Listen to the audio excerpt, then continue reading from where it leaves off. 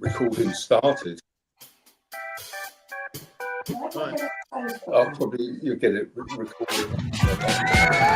Hello guys, welcome to BarChat, brought to you by the Easy Breeze Bar and Restaurant here in Bowness. This is your number one sports podcast for solid banter, or casual banter and solid opinion, I should say. Do like and share. We are live on Facebook, Twitter and YouTube. We've got a couple of shows coming up before the big match. Can you believe we've actually got to the final? God knows how, but we're there. The game's showing live here. I knew that was going to end in a second. England and Spain game.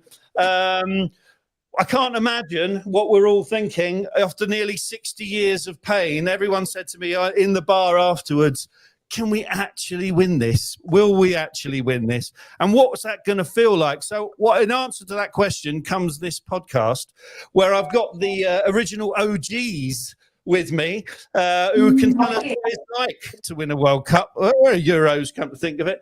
As these boys, well, I don't know if they actually remember it, but we'll try. So we've got Rodders, we've got John, we've got Chris, Paul, Matty. I'll work across the team. Where we go? We'll start with you, Paul. How are you, mate? Where are you? Dorset, aren't you, mate? Yeah, Bridport in Dorset, West Dorset. As you can see, guys, he's a big bees. Well, people can just about pick that up. Big bees. Can you see it? Oh, yeah, I can see it actually, mate. Yeah. In fact, everyone's got a bit of a bees connection, in this. But big bees fan. He has actually texted me on numerous occasions telling me that we're only here because of Brentford, which isn't far off what were Tony and Watkins' goal. But and you know about it. And Conte. And Conte, yeah. That's something you've seen before, Paul. I assume he's a finisher, isn't he? He sure is. I mean, he's actually a real success story for the pyramid in football in this country, because he started off at Exeter. He's a local boy to Chris. Comes from Torbay, comes from Newton Abbot. He does. Yeah.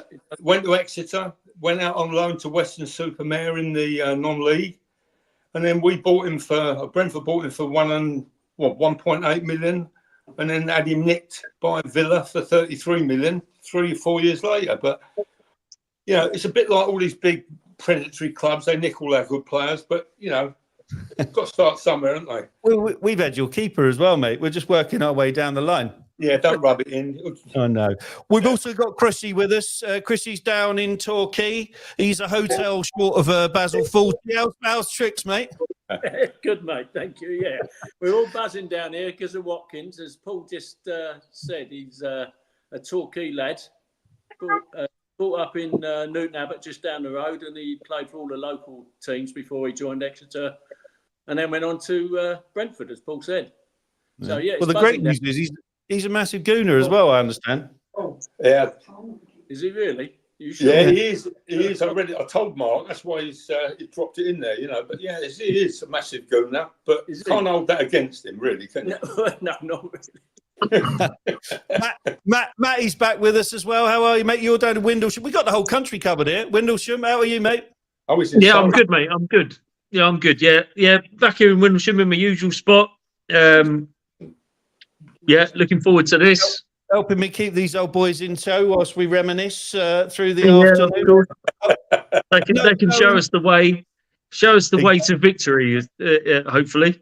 Exactly, and we got the old man. Most people will recognise the old man's face in the middle. They haven't seen you in these parts, but you're coming on Sunday. Dad? No, for sure. Yeah, you won't keep me away. I missed the semi-final, as you know, because just missed it, and I'll be there on Sunday. That's for sure. Excellent. And just to sprinkle a little bit of Hollywood with us, we've got Jono. Actually, you could have done better, Jono. You could have got us some of the backdrop. John's in LA. How are you, mate? What time is it there for you? 8:30, did you say? Yeah, it's just getting up to 8:45 now. But I'm here in Los Angeles. You get a decent coverage of all the games, I assume, over there. I do. I get every game from the Euros. I get every game from Copa America. During the season, I get all the Premiership games. So yeah, more football. Is that because you've got one of those dodgy fire sticks, John? I'm not saying a word. No, don't. I will tell you a little story that Rod and Chris will remember during the World Cup in '66. I remember when England scored in the final there, we all jumped up and broke the settee. If I remember, I head-butted the lampshade. The old man was extremely impressed. And you've never been the same since. Yeah. You have to envisage this was like, as far as I recall, boys, it was a black and white telly, wasn't it? Yes, it was. Black and white. Like, it was 27 inches. Mate, if you remember, mate, the sofa was nothing to do with me because I wasn't there. Our mother, God bless her soul, made me go to Mac Fisher's supermarket to work for the day. No. Get out of it. So you missed the game. You missed it. I missed the game. On my way home, I was trying to get home without knowing the result. But I forgot I had to walk past an electrical store that had about 50 televisions in it. All I could see was the England team running around the pitch with the trophy. Oh, shit. Where were you, Paul? Where did you see it? Oh, back at home in West London, there with the old man, we danced around didn't break anything, but we danced around the front room and celebrated. They thought it was all over, and it was, which was brilliant. But it was a bit of a nail biter, you know, when the old Germans equalised late on. It was all a bit dodgy, but it was something else. I didn't think I'd ever see the like again. I probably won't, actually. As far as the World Cup goes. Mark, I was at the semi-final. Yeah. And as a 15-year-old kid, and I was lucky enough to be selected somehow. I think it was through the Boy Scouts or something, to be a press messenger. So I was sitting on the pitch, you know, where all the photographers used to be by the side of the goal. I was sitting on the pitch, and I had to run a film up every time they filled a reel up to the press office, and belt back down as quick as I possibly could to save missing any of the game. I've still got the ticket here. I don't know if I can. Was that against Portugal, Chris? Against Portugal, yeah. There's a bloody hell, mate. Which is my still got the ticket to it. So yeah, it's Portugal. Brilliant. Oh, brilliant. Bobby Charles to Eusebio penalty. Yeah, that was it. That was a great game. That was brilliant. I was looking at that. I don't know how much you guys remember, because one of the things I was just saying to B, who works for us, our manager here, and I said, mate, people will be in tears if we win this. This is 60 years of hurt. He said, surely not everyone's that. I said, mate, you don't understand. We've gone through a lot of pain, but it made me quickly look how painful it's been. So since 66, 70, we went out in the quarterfinal to Germany. In 86, Maradona decided to use his hands. In 1990, Gaza was in tears. We lost. We had the Gaza. The 1996. Sorry, was the Gaza goal. Great goal against Scotland. Then we lost again to the Germans. Beckham got sent off in '98 against Argentina. Ronaldinho scored that ridiculous free kick in 2002. And then we went out to penalties to Portugal. Portugal again. Lampard scored, and we went out. We wasn't allowed. We went out to Germany. We went out penalties again in 2012. Lost to Croatia in extra time in 2019, and then lost the final with Saka missing the penalty in the last Euro. So God knows we've been through the mill. Everyone, and this is what I want to try and get hold of, is how much this means to the British public. And I was wondering how if you guys recall what it was like when, you know, in the build up to it. I mean, you talked there about the semi-final against Portugal. Eusebio scored the late penalty. There were 98,000 people in the stadium that day, and apparently 31.3 million people watched it on television. What memories do you guys have of that time, or what, you know, was everyone in the street? What anyone remember about it? It must have been sensational. It was electric. Everybody was buzzing. There was no other subject spoken of, especially in the pubs, obviously. Yeah. I mean, Chris is right. It was, everybody was focused on it, but because there wasn't the exposure that you've got now with, you know, YouTube and all the social media, and all the other platforms, it was kind of lower key. As somebody said, you're lucky to have a telly, and the black and white one at that. But it was quite a trip, really, wasn't it? Because we didn't look good in that competition to start with against Mexico. I think it was 0-0, and we looked pretty average.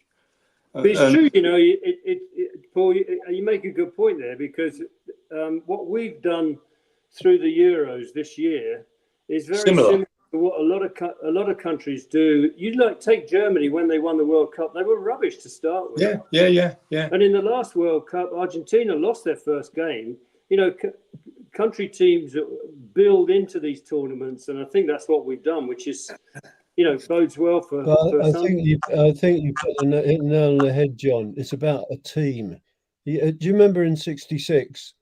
Alf Ramsey, I'll come on to my opinion of Mr. Kane later, but the equivalent of him then, if you like, a scoring icon was Jimmy Greaves. Jimmy Greaves, yeah, and he put Hurst in. Alf Ramsey dropped Jimmy Greaves, I think, for the final. I think he played. He certainly didn't play Roger Hunt for Jeff Hurst. Jeff Hurst, yeah. He dropped him for Jeff Hurst, and who scored a hat-trick in the final.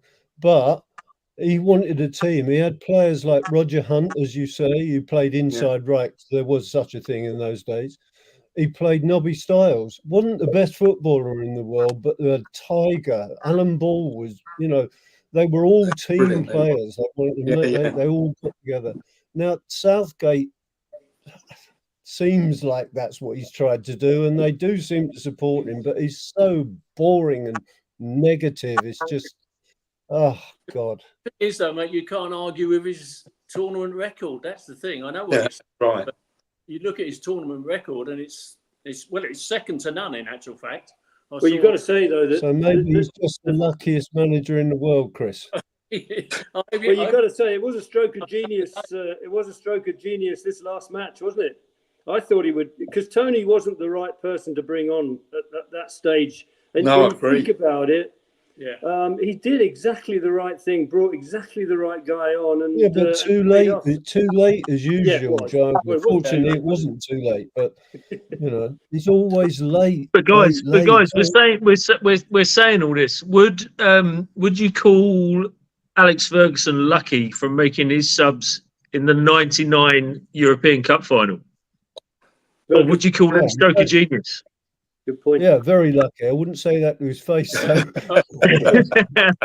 mean, we can't put Southgate and Ferguson in the same. No, I'm not putting him in the same bracket. But sometimes I take your point. Yeah. We. I mean, so many people. I think most of the nation has criticised Gareth Southgate, but. Rightly so. Like the old man said, when it comes down to tournaments and when it comes down to winning games, he's doing it. But I'd argue whether that's through the skin of his teeth, whether that's from maybe if he twerked a couple of things and we would win more comfortably, but we're still winning. Yeah, we're still winning. We're in the final. Yeah, it's difficult to knock the actual record that he's got, but I think the concern is that the type of football he plays is not particularly progressive. First half, for example, against the Netherlands, I thought England were great.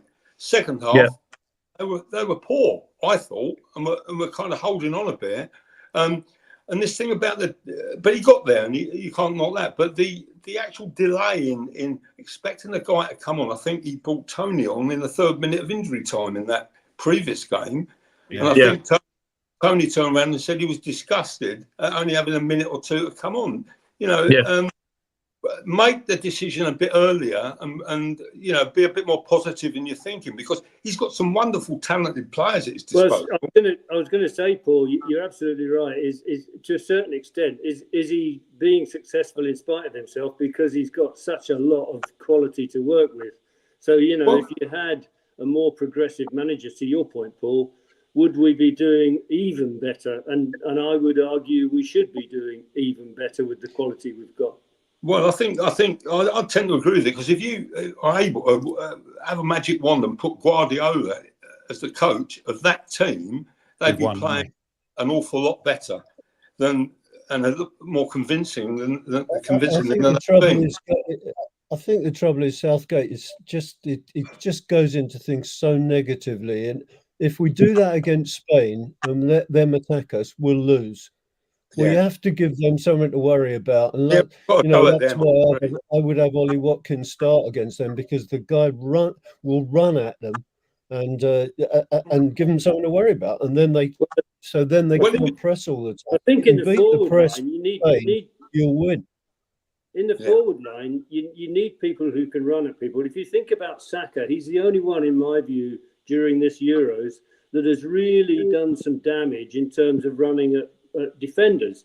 But the problem is he's always got two guys on him because there isn't anybody else doing the same thing. So your point's a good one, I think. I agree. One of the reasons why I don't understand why he's not used Anthony Gordon at all, because he's the perfect player to run at the defenders and put them under pressure, but he never seems to do. I mean, how long did it take him to get Foden into the right position? 3 games. I mean, it was only the last game. Only the last game. He's 10, and he's done well. Saka's been good, consistently good. Gordon hasn't had a look in. I don't get that. And Watkins was the right player to come on because he runs in behind. He's got pace. He took that goal superbly well, and will do that, and has done it for Villa, very consistently in the last season. But I mean, does anybody else think that Kane is carrying an injury? A knock? Yeah, Kane's not doing well at all. He's either carrying an injury or he's gone. Well, yeah. He scored 40 goals. But that's the thing. If he's gone, I mean, if you think back before the start of last season, he was probably the best centre forward in the world. Yeah. He's gone to Bayern. He scored 40 odd goals, and here we are 2 or 3 games after the end of the season, and everybody's saying he's gone. It doesn't really make a lot of sense unless he's carrying a knock. He's got to be carrying a knock. He's got to be, and he's playing too deep, isn't he? I mean, Christ Almighty. I mean, he's got to be up there in the box. The one thing Kane doesn't have is speed. He's not dynamic. He's very good, but he's too deep. And is that because we're not supporting him up there in the box, or is he coming back to try and get the ball?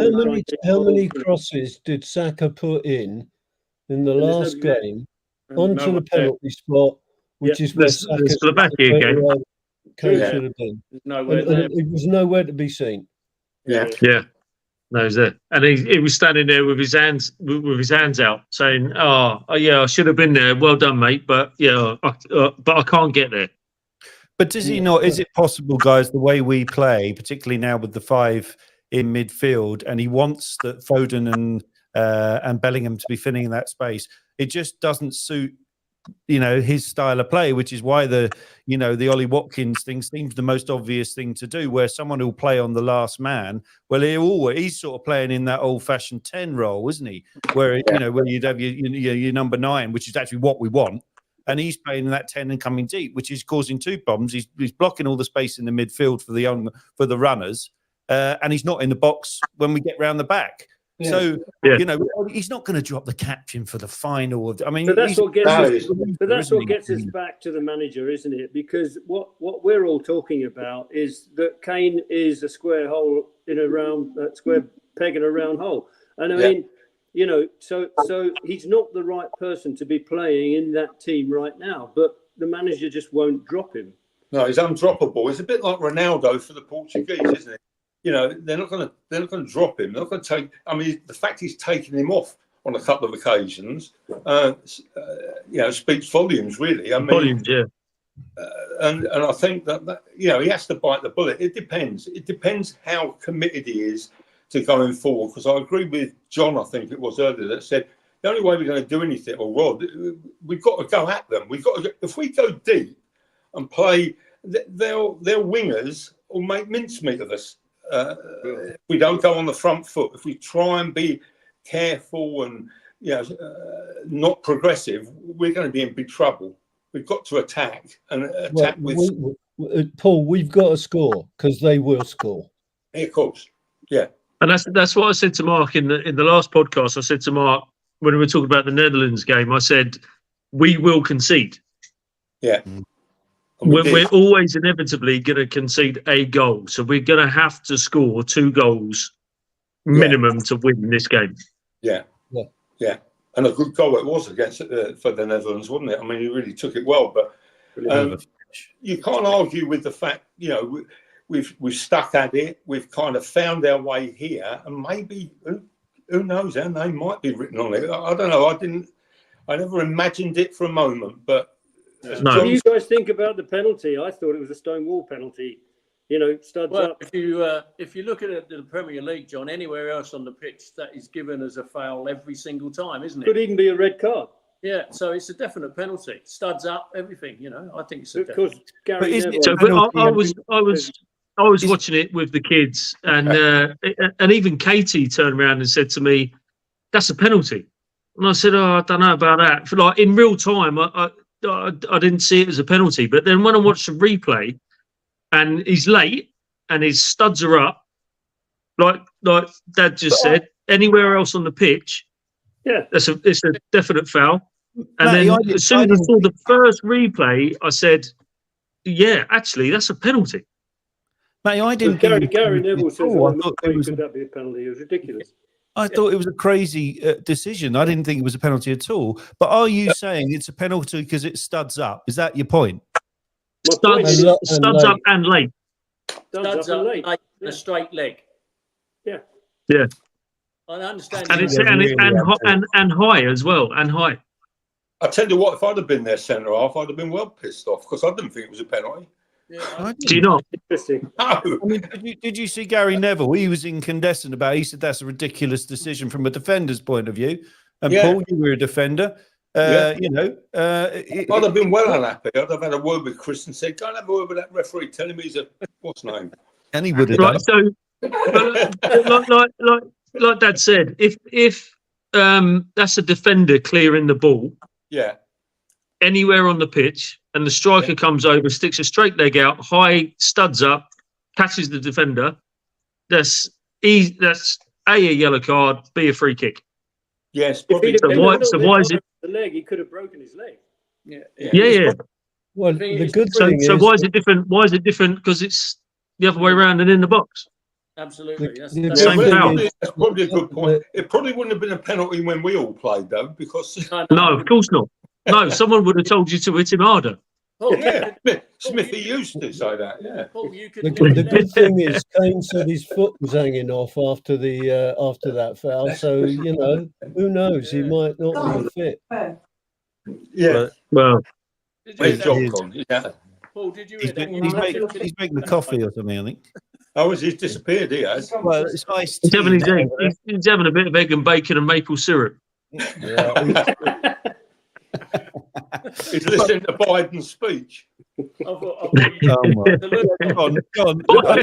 I don't want to digress, mate, but what is going on in America? Why can they not find either a con man or an old man, some geriatric? Did you see him last night introduce President Putin? Did you see that? He's introducing Zelensky, but called him Putin. Called him Putin, and then he talked about Vice President Trump. Yeah. But what was going on? What are the Americans saying? Surely they're going, for Christ's sake, this is embarrassing. That's exactly what's happening, but it is what it is. I mean, He's I can't even stand down, though, is he? I can't explain it. I mean, I think everybody's saying, well, it's the best of a bad bunch. You just got to vote for somebody, and nobody wants to vote for either of them. Truth be known. The thing is, John, you seem all right. You seem a bit copious mentis. You're the same age, aren't you? Yeah, it's the old man who's got a little bit of a problem. He is about 80, what is he, 82 or 81 or something. He is completely bonkers. The thing is, mate, if he picks the England team, he'll have Pickford at centre forward and Kane in goal. Yeah. We'll have Putin on the wing. Well, look, guys, you talk about that. Let's move to Sunday. Exciting game. We touched on the Spanish. They're obviously a good team, but they're definitely beatable. I mean, I think this is our chance, and I think to Paul's point, maybe it is written in the stars, and maybe we can do well. What would you like? I'll have a swip round, Paul. What would you like to see as a team on as an 11 on Sunday? What would be your 11? Everything considered. Well, I think what his 11 will be the same as last time, but hopefully with Shaw instead of Trippier. That's what I think. that's what I think his 11 will be. My 11, I'd find a place somewhere, and I don't know where, but I'd find a place somewhere for Watkins. I think the boy has got pace. He's quick. He's got an eye for goal, and I'd like to see him shoehorned in, but it won't happen, I don't think. Can that can only be instead of Kane, can't it? Or are you thinking he could go in a Foden role and maybe play 2 up front? Well, I don't think Foden's somebody you can drop, and Saka certainly you can't. So it limits it. But I don't think he's going to be brave enough to put Watkins in. He'll go with the same team, and he'll hang around and see how the game goes, and then they'll look at bringing on the likes of Tony, Watkins, Gordon, maybe Anthony Gordon.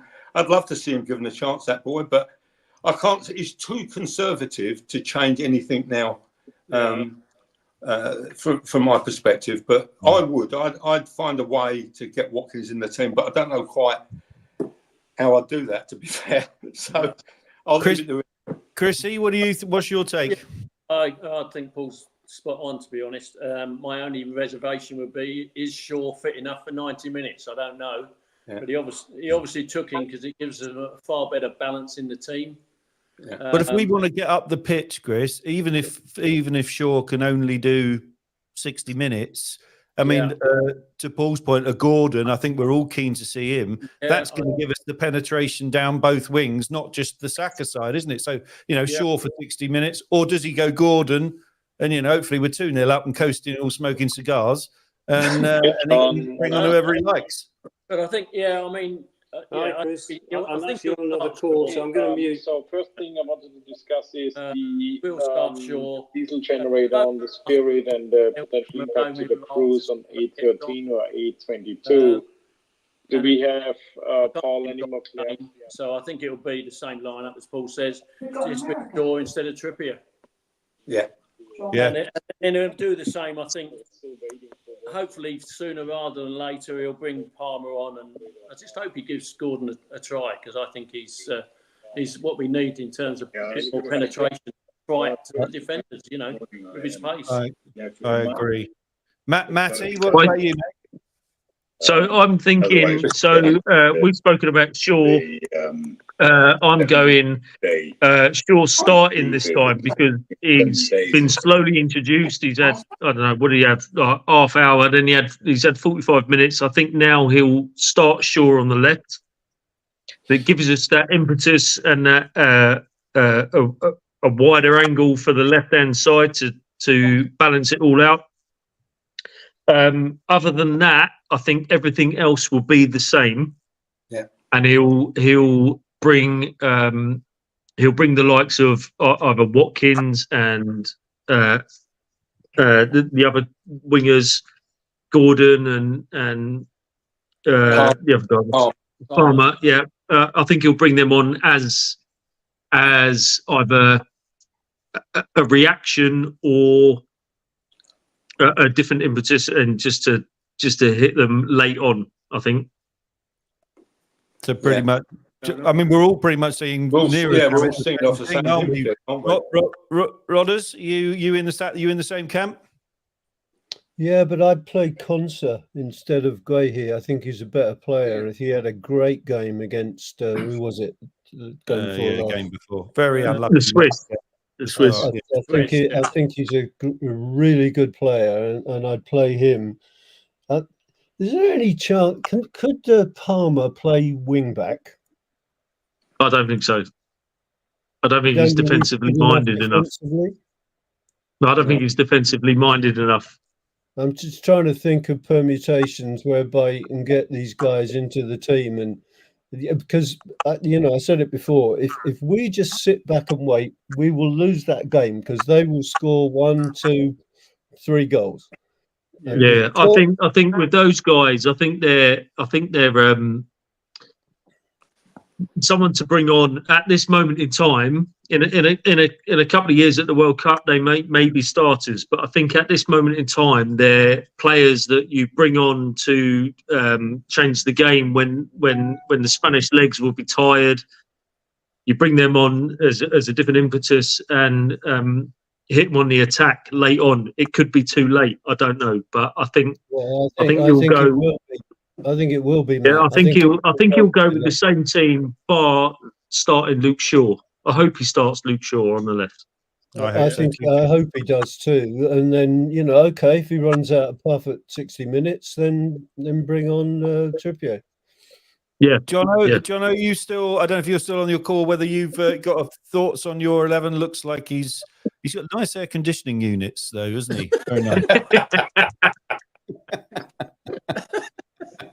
He's back. Is he back?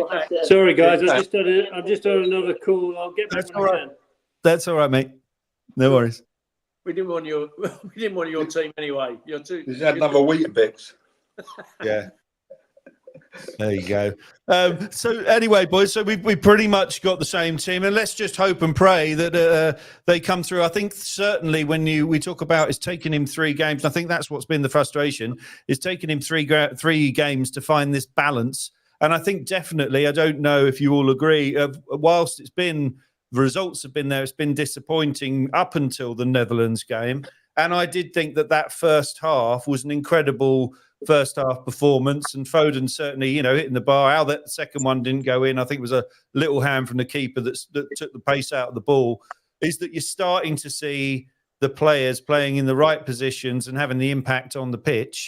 And as a result, I think we look, you know, if we play like we played in the first half, I don't know about you guys, but I think we got a bloody good chance of winning. Mark. Yeah, go on. Sorry, go on. Go on, Paul. We certainly got a chance if we can replicate the first half. I mean, let's not beat about the bush. The performances up to that point have been turgid. I'm selecting my words very carefully. You can swear on me, mate. You can swear on here. It's fine. Fucking awful is what you're looking for. Well, it's been shit. And you know, I've looked at Southgate and I thought, for fuck, you're a dullard. You know, what are you doing with this team of wonderful potential footballers? You know, there's 4 or 5 world-class footballers in there, and you're stifling them. You're playing the wrong system. You're just not making the best of them. And that showed for 45 minutes against the Netherlands in the first half, and then it went to shit again in the second half a bit. But, you know, I just think that if he gets his ducks in a row, if he goes with the right mindset, there's a real good chance they could do something. But yeah, I can't even believe I'm saying this after what I've seen and what I've said to anybody that's asked me, because I've never seen it coming. That's for sure. But it might, you know. The high press is crucial. I think one of the things that everyone's seen, not only in this tournament, we saw it against Italy, and we saw it in the tournament before. Can't remember we were playing. On both occasions we went out. We want to score first, but we know with Southgate, we score first. He goes deep, doesn't he? Well, and it brings everybody on. You think that's Southgate's instructions or the players doing it? Well, no, I mean, Foden come think out and said no, but it got to be, isn't it? I think it is. It's got to be the manager. It's got to be the coach, because they're going to close ranks and say, "Oh no, he hasn't told us," but he's told them to go into a low block and get deeper and all this to protect the lead. But then we're just inviting them on, aren't we? And when I mean, what was the game? Was it the Swiss game? We went 1-0 down, didn't we? And then made it 1-1, and we were absolutely all over them. As soon as we went 1-1, we were back to where we started again. And, you know, we're not, and that's got to be something. Then he brings like Gallagher on, who, as I've said before, shouldn't even be in the country, let alone the team. But I mean, you know, when he's making decisions like that, then you're going, you're clueless, mate. I mean, you know, I think Paul Rooney was on this with Matty and I last thing. He said, we got a chance of winning this tournament. He said, not because of Southgate, and that is exactly on the money. He's got Ballon d'Or winners. He's got, you know, the Player of the Year, the Premier League. He's got the most technically gifted footballers. I don't know as much about the Spanish team. You know, they've got a 38-year-old right back. They got the left winger from Atletico Bilbao. You know, they've not. I'm not sure how many of their lot would get in our team. Well, Rodri would.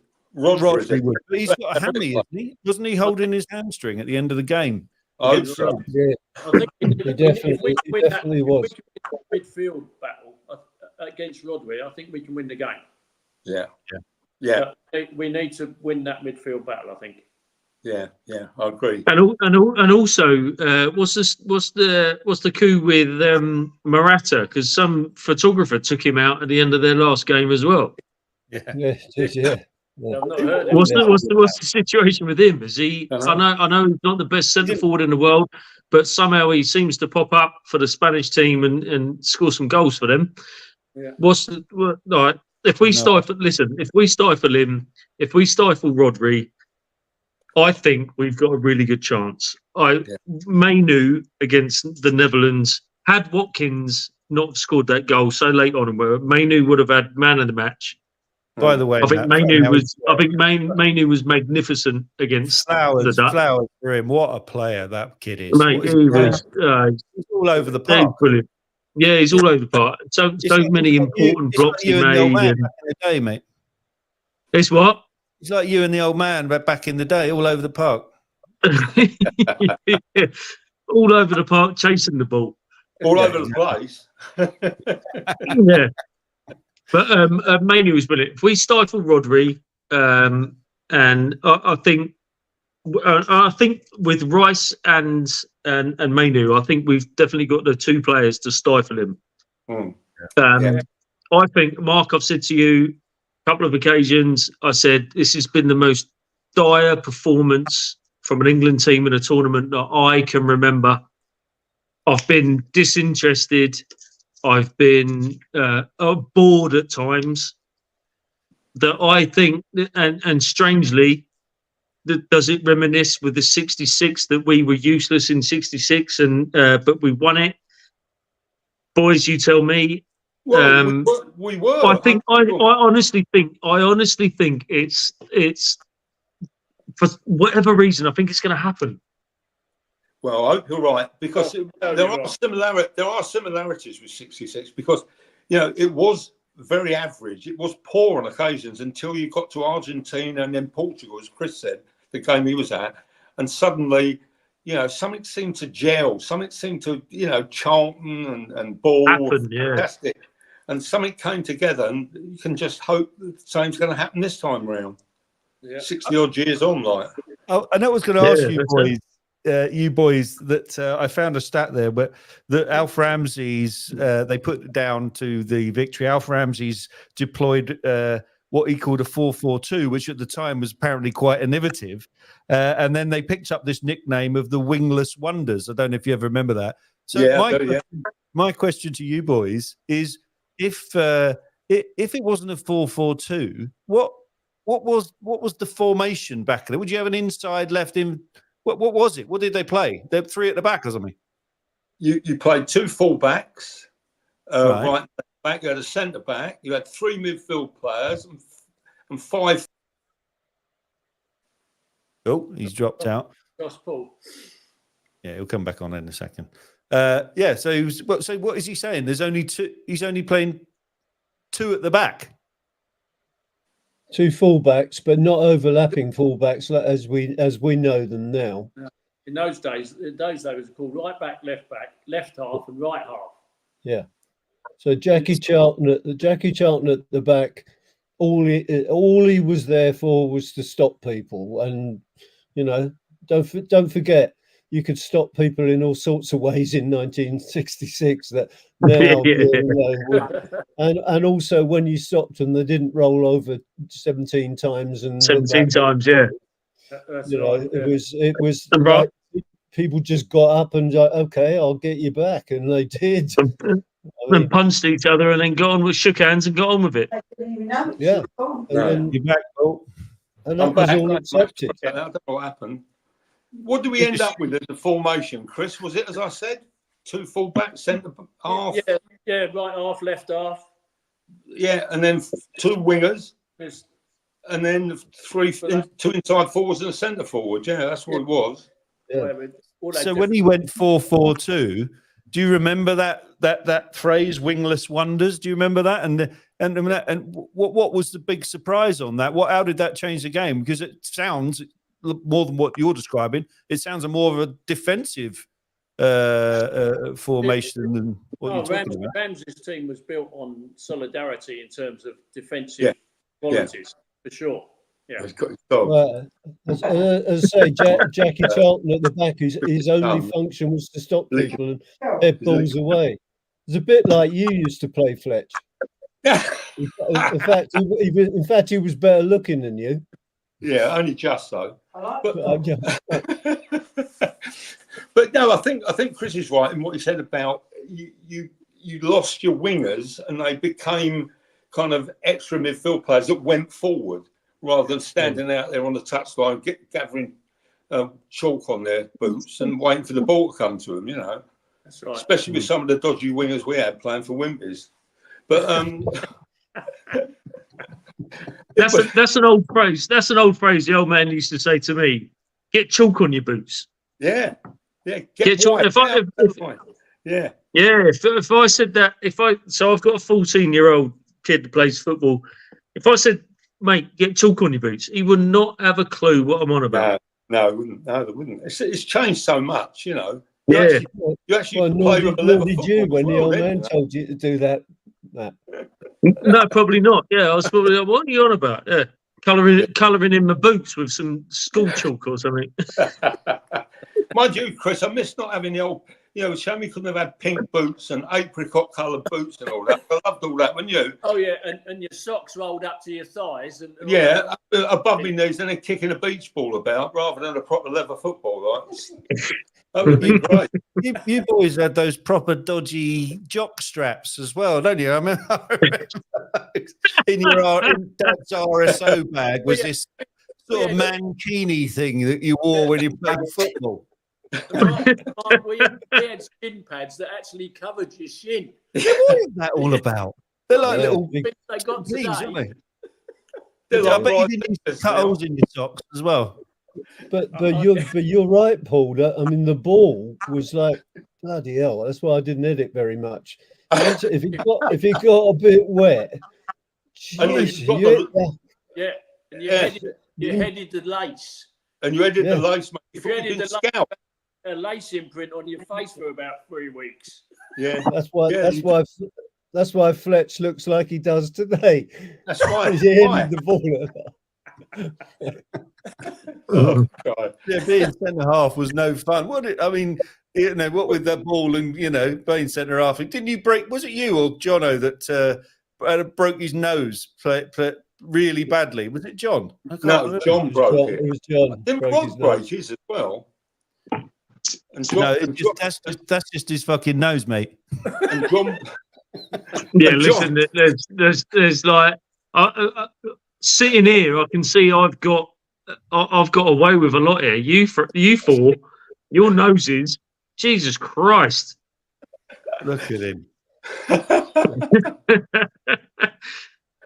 Rod got chucked out the pool once on holiday. He was doing the backstroke. They thought there was a shark in there.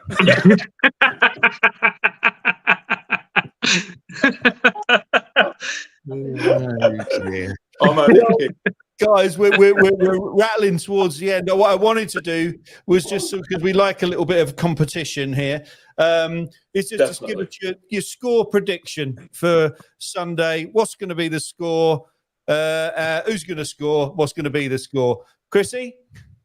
I think we're going to win it 2-1. Who's scoring? Kane's going to score, just to shut everybody up. And I reckon probably Foden's going to get one in. I think he's due one, isn't he? Yeah. Rodders? I think if he plays the right way, picks the right team, I think we're going to win it. Something tells me 2-0. And I think it's going to be Foden and our boy Sachs. Foden and Saka. Oh, you're right. And Paul? I'm going to go 2-2 after extra time. Goes to penalties. Southgate has a brainstorm and brings Tony on with 2 minutes to go. Everybody misses their penalties except him because he don't look and just scores it. And then after that, he's off to Arsenal for 80 million. That'll do you well, like mate. Arsenal, so he's going to Tottenham for 80 million. Well, I've got to quickly ask you, ever since when he was at Brentford, Is he always taking penalties like that? That's his style? It's always been every time. Every time, Mark, I sit there when we've played these games and beaten these high-flying teams, which don't often happen in my lifetime. I'm sitting there like this, watching him take the penalty. Think, how can he do this? And I've never seen him miss one yet, so I'm hoping that record stays. But he doesn't even look at. I mean, it's not new, is it, to be watching the keeper and then take your shot? But I mean, that close-up footage, he doesn't even look at the ball when he's kicking the ball, and he's one step as well, isn't it? He just has his eyes focused on where he's going to put it, and it's looking straight at the goal, and he don't even look at the ball or anything. I don't know how he does it, quite honestly. But it makes you think. It makes you think as a keeper. I mean, did you see Pickford's bottle? Did anyone see that for the penalty? Yeah, he went and got the bottle and brought it over, and Yeah, but I mean, if you did that similar thing, you'd say to your goalkeeper, wouldn't you? Right, he's just not. He's only going to put the ball in the net when he sees you move, so don't move. And unless he hits the side netting, which invariably he does, you got a chance of saving it, surely. But it doesn't seem to be that way. He always seems to be able to put it in the back of the net. Yeah, it does. Well, Long may continue to do it. Certainly for the next game. I ain't too bothered after that because he'd be off. He can miss as many in all the excitement, I didn't get you. So 2-1, Christy said. Dad, you said what? 2-0. 2-0. 2-0. Paul, what was yours? 2-2, and we nick it on penalties. Oh God, your heart attack stuff. Mark, what's yours? I said 3-1 on the last one, and I thought it was going to be 3-1 when it was the first half. I've just written down. So I've written down everyone's score predictions, right? Yeah. I've put 3-1. Yeah. I've just got a feeling. No, I'm going to say 3-2 because I think we might go 3-1 out, and then dickhead Southgate's going to drop, and then we'll concede, and it'll be squeaky bum time for the last 15 minutes or something. Right, so you've gone 3-2. Right, I'm gonna put a bet on a canter, is it? It's gonna have. This is England. It's gonna have to be brutally painful to get over the line. That's what it's. But I'm gonna put a bet on each of those scores, and not a lot, by the way, not a lot. Whoever gets it right, I'll give you the winnings. All right, mate. Yeah, good. Yeah, I like that. If we spend it on beer for you. I'll have 100 quid on, please.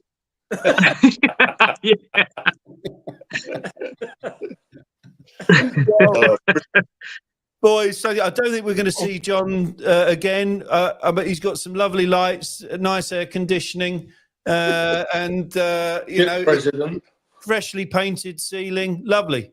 He could have given us a backdrop somewhere in LA, I thought, but he's obviously been waylaid.